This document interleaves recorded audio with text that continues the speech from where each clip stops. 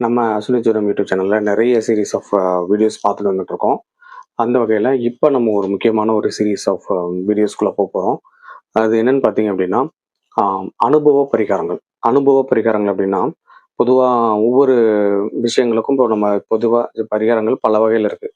Psycho analysis method படி சில பரிகாரங்கள் இருக்குது, கோவில் பரிகாரங்கள் இருக்குது, அப்புறம் நம்ம செய்யக்கூடிய தாந்திரிக பரிகாரங்கள், மாந்திரிக பரிகாரங்கள், அப்புறம் ரிவர்ஸ் பரிகாரங்கள், வாழ்வியல் பரிகாரங்கள், இந்த மாதிரி நிறைய நிறைய பரிகாரங்கள் இருக்கு. பரிகாரங்கள் பொதுவாகவே எதுக்கு பரிகாரங்கள் அப்படின்னு பார்த்தீங்கன்னா, நம்முடைய தோஷங்களை குறைச்சிக்கிறதுக்கும், நன்மைகளை அதிகப்படுத்திக்கிறதுக்கும், நமக்கு வரவே வர வர காத்துக்கிட்டு இருக்கிற கெடுதல் பலன்களோட வீரியத்தை குறைச்சிக்கிறதுக்கும், ஒரு வெயில் நடந்து போகும்போது ஒரு குடை மாதிரியான விஷயம் தான். வெயிலில் நடந்து போகணுங்கிற ஒரு விதி இருக்குது அப்படிங்கிற பட்சத்தில் குடை பிடிச்சிட்டு இப்போ இந்த வெயிலோட குறைச்சிக்கிற மாதிரி தான்.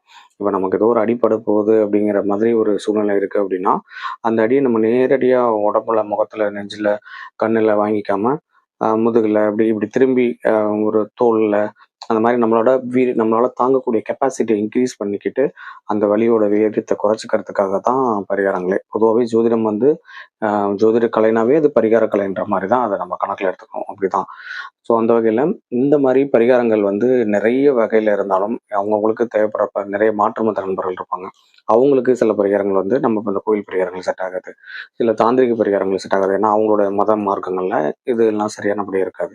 பட் ஒவ்வொரு மனிதனுக்கும் ஒரு ஒரு ஒரு உயிரினமாக இருந்தாலும் சரி, ஒரு டாப் லெவலில் இருக்கக்கூடிய மனிதனாக இருந்தாலும் சரி, எல்லாருக்குமே அந்த 9 கிரகங்களோட வீரியங்கள், அதோட இம்பேக்ட்ஸ், பஞ்சபூதங்களோட விஷயங்கள் எல்லாமே உடம்புலையும் சரி, பிரபஞ்சத்துலேயும் சரி மாறுதல்னால நிறைய விஷயங்கள் நடந்துகிட்டு தான் இருக்கும். ஸோ அதை தான் day to day routine life. அதில் வரக்கூடிய இந்த இந்த மாதிரியான விஷயங்கள் எல்லாம் நம்ம பகுத்து ஆராய்ஞ்சு அதுக்கு ஏற்ற மாதிரியான வாழ்வியல் முறைகளை நம்ம கடைபிடிக்கும் போதும், நம்ம அனுபவ ரீதியான சில விஷயங்களை கடைபிடிக்கும் போதும், ஒவ்வொரு கிரகத்தோட இந்த பாதிப்புகளை நம்ம நிச்சயமா சர்வ நிச்சயமா குறைச்சிக்க முடியும். ஸோ முன்னாடி சொன்ன மாதிரி அந்த வலியோட வேதனையும், அந்த அன்போட அந்த பாசிட்டிவ் இன்க்ரீஸ் பண்ணிக்கிறதுக்கும், நெகட்டிவை டெவலப் குறைச்சிக்கிறதுக்கும், டிக்ரீஸ் பண்ணிக்கிறதுக்கும் நிறைய வழிகள் முன்னோர்கள் சொல்லி வச்சுட்டு போயிருக்காங்க. அதில் ஒன்று தான் அனுபவ பரிகாரங்கள்.